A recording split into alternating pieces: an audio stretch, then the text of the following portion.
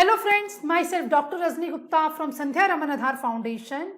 संध्या रमन आधार foundation में naturopathy, Ayurveda और पंचकर्मा के कोर्सेज जो हैं वो रेगुलर स्टार्ट किए गए हैं।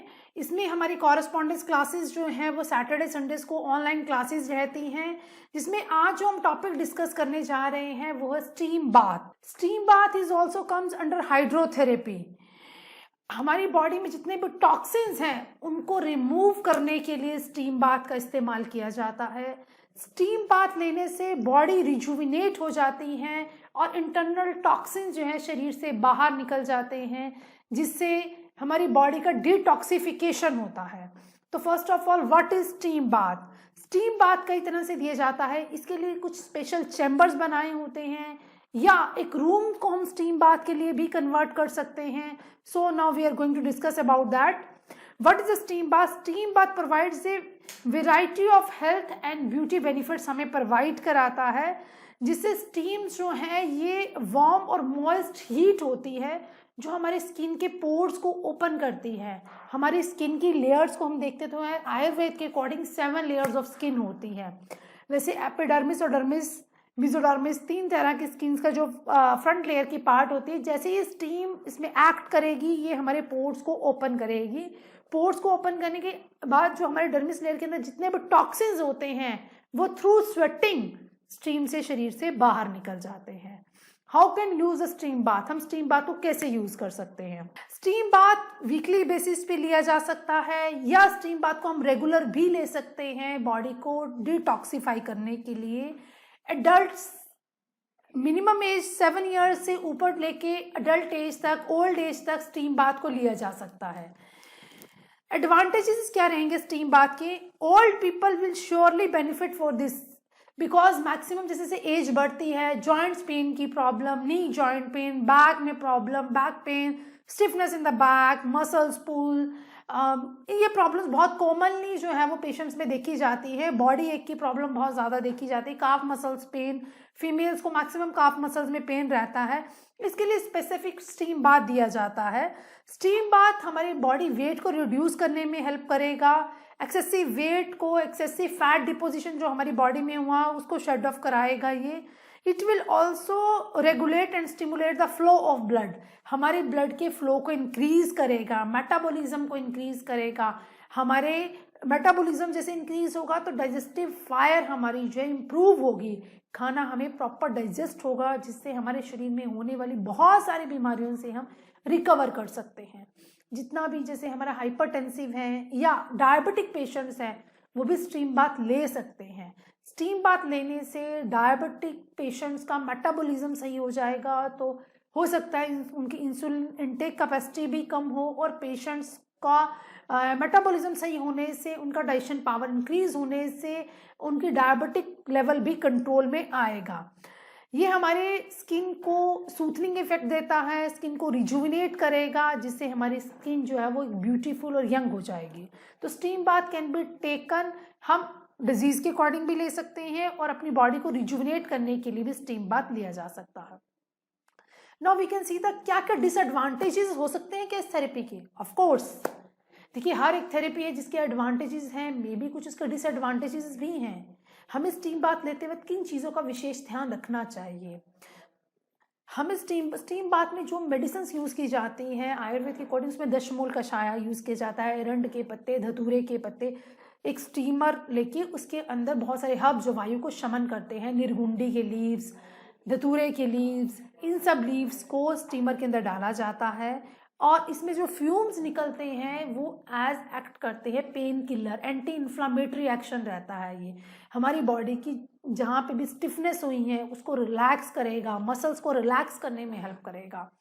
इसके साथ साथ जब भी स्टीम बाथ दिया जाता है, स्टीम बाथ से रिलैक्सेशन ऑफ द मसल्स होती हैं, बट हमें कार्डियक पेशेंट्स को स्टीम बाथ देते वक्त बहुत ही विशेष ध्यान रखना चाहिए। कई बार अगर बीपी हाई है तो during steam bath blood pressure और इंक्रीज भी हो सकता है, या पेशेंट अस्थमैटिक है तो स्टीम बाथ देते वक्त उसको अस्थमा का अटैक भी आ सकता है। इसलिए अस्थमैटिक पेशेंट्स को ड्यूरिंग स्टीम बाथ जो भी अगर इनहेलर वगैरह यूज़ करते हैं तो अपने साथ उनको रखना चाहिए, स्टीम बाथ में कई बार सेकंड कॉम्प्लिकेशंस क्या हो सकते हैं, जैसे हम इसमें हर्ब्स यूज़ करते हैं, ये वाटर को यूज़ करते हैं, वाटर का कंटेमिनेशन अगर हो जाए और स्टीमर को अगर प्रॉपर क्लीन नहीं किया जाए तो उससे बैक्टीरियल या फंगल इन्फेक्शन होने के चांसेस हो सकते हैं, क्योंकि बैक्टीरिया वो सराउंडिंग एरिया में रहेगा। इसलिए स्टीम बाथ लेते वक्त विशेष ये ध्यान है कि आपका स्टीमर जो है वो प्रॉपर क्लीन होना चाहिए। हमें स्टीमर की प्रॉपरली डे एवरी थेरेपी के बाद इसकी क्लीनिंग करनी चाहिए और ट्रीटमेंट कंप्लीट होने के बाद इवनिंग में कुछ देर तक स्टीमर को ओपन करके रखना चाहिए, ताकि उसके अंदर जितना भी वेपराइजेशन की वेपर्स की वजह से वहाँ मॉइस्ट हुआ एरिया है वो ड्राई हो जाए। स्टीम बाथ लेने के क्या क्या बेनिफिट्स रहते हैं? स्टीम बाथ हमें फिजिकली भी बेनिफिट देता है, मेंटली भी बेनिफिट देता है और स्किन के लिए भी इसके बहुत सारे बेनिफिट्स रहते हैं। फर्स्ट ऑफ ऑल हम देखते हैं स्टीम बाथ के स्किन हमारे फिजिकल बेनिफिट्स क्या हैं। हमें स्किन बाथ ब्रोंकाइटिस, कफ, एलर्जी के पेशेंट में, अस्थमा के पेशेंट में देना चाहिए। ये देते वक्त सिर्फ कुछ विशेष ध्यान रखते हुए हमें पेशेंट को ट्रीटमेंट देना चाहिए। इट कैन गिव हमारी बॉडी को डिटॉक्सिफिकेशन में हेल्प करता है, पॉजिटिव इफेक्ट्स लेके आता है, लीवर को हमारे इंप्रूव करता है, ब्लड के सर्कुलेशन को इंक्रीज करेगा। ये steam bath can be given हमें वेट लॉस, जिसका वेट ज़्यादा है उसको लॉस करने के लिए, कम करने के लिए स्टीम बाथ हमें देना चाहिए। मेंटल लेवल को देखते हुए जब हम स्टीम बाथ देते हैं तो steam bath can also be very helpful जब हम इसको प्रॉपर टाइम से इसको दिया जाता है। ये हमारे माइंड को रिलैक्स करेगा, स्ट्रेस को, एंग्जाइटी को, स्लीप डिसऑर्डर को, और नेगेटिव थॉट्स अगर हमें आते हैं, ये नेगेटिव एनर्जीज हमारी बॉडी में ज़्यादा प्रोड्यूस हो रही हैं, उन सब चीज़ों को भी डाउन करने में हेल्प करेगा। स्टीम चैम्बर्स कई तरह से होते हैं। स्टीम चैम्बर एक रूम को भी हम कन्वर्ट करके प्रॉपर इसके नीचे हीट जनरेट की जाती है और पेशेंट को ऐसे लेटा दिया जाता है। अपनी आइज क्लोज रखेगा, इसके दौरान हल्का सा एक म्यूजिक चलाया जाता है ताकि म्यूजिक से एक वाइब्रेशंस पैदा हो और मूड इन्हांसिंग का काम करेगा, वो हमारे मेंटल स्टेबिलिटी को इंक्रीज करेगा। स्टीम बाथ हम फेस पे कैसे दे सकते हैं? फेस पे रेगुलर स्टीम लेने से जितने भी हमारे डस्ट अंदर डर्बिस लेयर के अंदर, स्किन के अंदर एक डिटॉक्सिफिकेशन का काम करेगा और हमारी स्किन को वो प्रॉपर ऑक्सीजन की सप्लाई मिलेगी, जिससे सर्कुलेशन स्किन का बढ़ जाएगा और स्किन जो है ग्लोइंग स्किन हमारी हो जाएगी। स्टीम बाथ के टाइप्स क्या रहते हैं? स्टीम बाथ को कितने डिग्री टेम्परेचर तक हम इसको टेम्परेचर सेट किया जाता है? स्टीम बाथ के लिए एक हम इस तरह का स्टीमर यूज़ कर सकते हैं। ये फुल एक कंपार्टमेंट की तरह स्टीमर रहेगा जिसका 40 to 45 डिग्री सेल्सियस इसका टेम्परेचर मेंटेन किया जाता है। ह्यूमन बॉडी का टेम्परेचर 37 रहता है, इससे टेम्परेचर इंक्रीज करके स्टीमर का टेम्परेचर मेंटेन किया जाता है। सेकेंड, हमाम जो बहुत ही पुराने टाइम में यूज़ किया जाता था, हमाम में 40 to 45 डिग्री का टेम्परेचर मेंटेन किया जाता है। इसमें से जो फ्यूम्स निकलते हैं वो स्प्रेड कर जाएंगे हमारे सराउंडिंग एरिया में। सेकेंड थिंग, जिसमें हम 65 डिग्री तक ड्राई मसाज, ड्राई स्टीम भी देते हैं, उसके लिए भी स्पेसिफिक जैसे ओरिजिन होगा, ये स्टीम जो है पूरे ही कैबिनेट में स्प्रेड कर जाएगा, जिससे हमारी बॉडी के जितने भी टॉक्सिन्स हैं इनको रिमूव करने में ये हेल्प करता है। कैलिड्रियम एक another type of the steamer आता है, जिसमें कैलिड्रियम में हम 45 to 48 डिग्री सेल्सियस तक हम टेम्परेचर को मेंटेन करते हैं। टैपिड्रम में 37 to 39 डिग्री लो ह्यूमिडिटी के अकॉर्डिंग हम इसको टेम्परेचर को सेटल करेंगे। स्टीम बाथ देते वक्त अगर हम वाटर में सॉल्ट को यूज़ करते हैं तो वो माइक्रोनाइज्ड की तरह काम करता है और पूरे ही एरिया को डिटॉक्सिफिकेशन करने में हेल्प करता है। हमें स्टीम बाथ जब भी देना है उस टाइम हमें बॉडी और माइंड को रिलैक्स करना है। बॉडी और माइंड को रिलैक्स करने के लिए we should use the musical, हमें कुछ रिलैक्सेशन म्यूजिक जो है इसमें ऐड ऑन करने चाहिए। बेनिफिट्स क्या रहेंगे मेन स्टीम बाथ के? ये intensive and comprehensive cleansing effect of skin, ये हमारे सर्कुलेशन और ब्लड सर्कुलेशन को इंक्रीज करेगा, नरिशमेंट करेगा, हमारी स्किन को इंक्रीज कर देगा, हमारी बॉडी के मेटाबॉलिज्म को हाइड्रेट करेगा, क्लींजिंग करेगा, हमारी स्किन की स्मूथ करेगा, हमारे माइंड को, हमारी बॉडी को, स्ट्रेस लेवल को रिड्यूस करेगा, मसल्स को रिलैक्स करेगा, ब्लड सर्कुलेशन को इंक्रीज करेगा और ये हेल्प करेगा हमारे एलिमिनेशन ऑफ द टॉक्सिन्स में, बूस्ट करेगा हमारे इम्यून सिस्टम को, जिससे हमारे शरीर में होने वाली जो भी बीमारियां हैं उनकी इम्यून सिस्टम को डिफेंस मैकेनिज्म प्रोड्यूस करके बीमारियों पे हम कंट्रोल कर सकते हैं। ये हमारे अस्थमा, एलर्जी, जिनको भी रेस्पिरेटरी डिस्ट्रेस की प्रॉब्लम होती है, अगर वो रेगुलर स्ट्रीम लेते रहते हैं तो ब्रोंकस हमारे डायलेट हो जाएंगे और अस्थमा की प्रॉब्लम से हम रिकवर कर सकते हैं। कफिंग की पेशेंट को भी दिया जा सकता है। 7 डिफरेंट टाइप ऑफ द सोना और स्टीम बाथ को हम यूज करते हैं। नेचुरोपैथी के अकॉर्डिंग जब भी हमें ड्राई अरोमा देना होता है, इट इंक्लूडिंग द फ्रेगनेंस, जिससे एक माइंड और बॉडी की रिलैक्सेशन के लिए हम सोनास को यूज करते हैं। एक हेल्थी पर्सन अपनी माइंड को रिलैक्स करने के लिए सोना बाथ को प्रेफर करते हैं, जिसमें एक बर्निंग वुड का सोना क्रिएट किया जाता है, जिसमें हीट रहेगी और स्टोन्स बिल्कुल ही इसके नीचे बिछा दिए जाते हैं। तो एक बहुत ही ब्यूटीफुल सोना क्रिएट है। Russian banya sauna, it is a specific type of sauna bath रहता है। Next is a salt steam sauna bath, Finnish dry sauna bath, Turkish bath, eucalyptus aroma steam bath, hot aroma steam bath, ये specific type of steam bath रहते हैं। Steam room therapy को जब भी हम use करते हैं तो ये हमारे बॉडी के ब्लड प्रेशर को मेंटेन करता है, हार्ट को होने वाली प्रॉब्लम्स को मेंटेन करके रखता है, हमारे स्किन को रिपेयर करेगा, हमारे वुंड्स को हीलिंग करने में हेल्प करेगा और जितने भी बॉडी के अल्सरेशंस हैं उनको क्लियर करने में हेल्प करेगा। स्टीम इनहेलेशन कैसे की जाती है? Inhalation of the warm moist air into the mucous membrane and respiratory tract. जितना भी इसको लोकली भी स्टीम को यूज कर सकते हैं।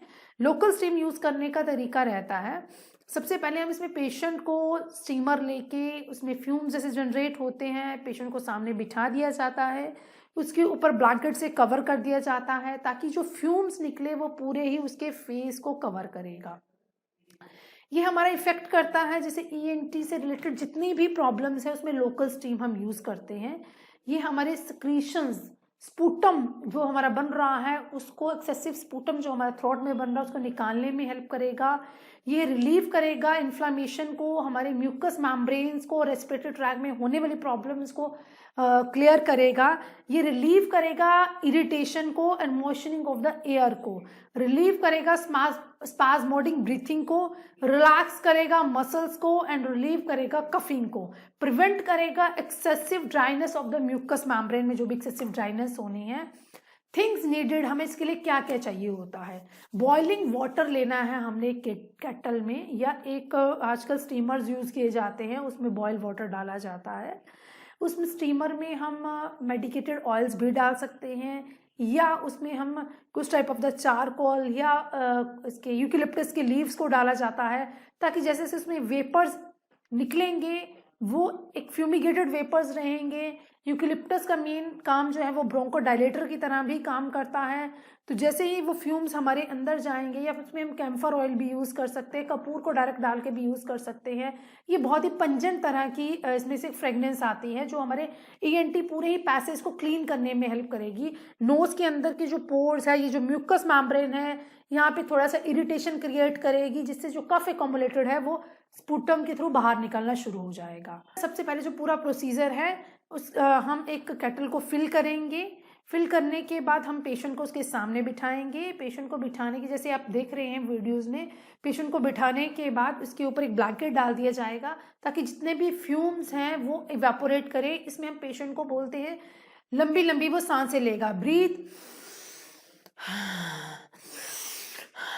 जैसे वो इनहेल करेगा, ये जो वेपर्स हैं जिसमें कैम्फर है, हमारा नीलगिरी है, या यूकेलिप्टस के लीव्स की जो फ्रेगनेंस निकल रही है वो हमारा नेजल के थ्रू हमारे लंग्स में जाएगा और ये ब्रोंकोडायलेटर की तरह काम करेगा, हमारे ब्रोंकस को खोलेगा। जो म्यूकस सेक्रेशंस हमारे थ्रॉट में हो रहा है या ईएनटी को इन्फेक्शन हो रहा है, उन सब चीज़ों को इम्प्रूव करने में हेल्प करेगा। इवन सीवियर हेडेक में तो ये बहुत ही अच्छा हेल्प करता है, बिकॉज जैसे हम फ्यूम्स लेंगे, ये हमारे इनहेल करते हुए हमारे पूरे ही ब्रेन तक स्टिमुलेट करता है, ब्रेन को भी एक्टिवेट करता है।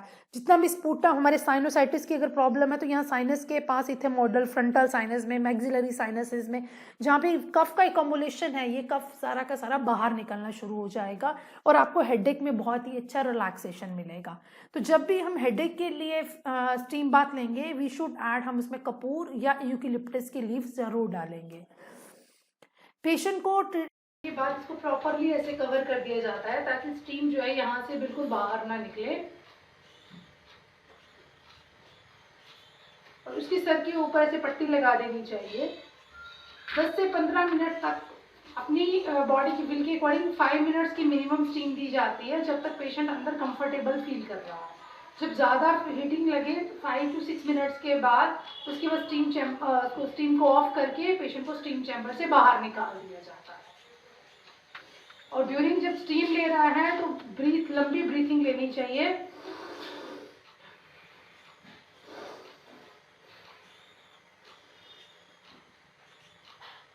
जैसे जैसे स्टीम अंदर फील होगी हमारी बॉडी के पोर्स ओपन होंगे और जिससे बॉडी का डिटॉक्सिफिकेशन होगा।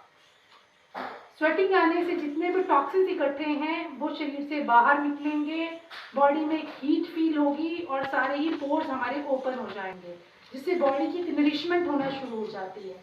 3 to 4 मिनट्स की स्टीम के बाद पेशेंट को अपनी बॉडी में बहुत ही लाइटनिंग लगने पड़ती है और प्रॉपर स्वेटिंग होना शुरू हो जाता है। स्टीम बाथ देने के बाद, लोकल स्टीम देने के बाद उसको कंफर्टेबल चेयर पे या टेबल पे लेटाने के लिए बोला जाता है। 5 to 10 मिनट्स पेशेंट लेट जाए।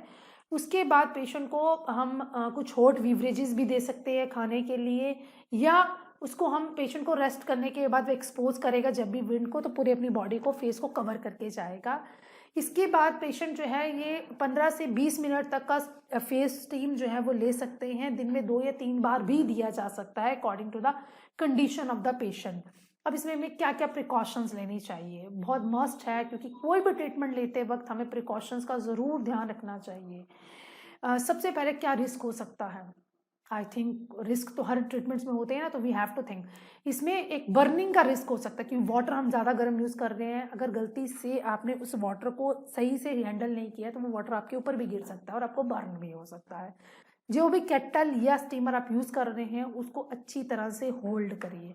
सेकेंडरी, हमने जो ऊपर से ब्लैंकेट लेना है उससे अच्छे तरह से कवर करना है ताकि स्टीम अंदर रहे, स्टीम आपकी बाहर ना जाए। Close window near the patient, कोई भी विंडो है या कोई डोर ओपन है जहाँ से क्रॉस वेंटिलेशन हो रही है उसको हमें क्लोज करना है, क्योंकि स्टीम लेते वक्त हमारा जो मेन पर्टिकुलर प्लेस है वो निवात स्थान होना चाहिए, उसमें वात का एक्सपोजर नहीं होना चाहिए।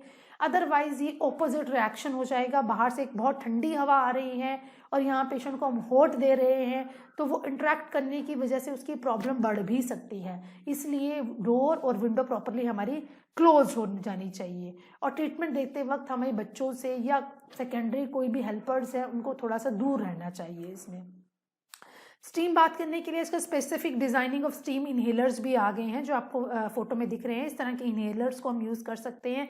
इस तरह के इलेक्ट्रिकल स्टीमर्स को भी यूज़ किया जा सकता है।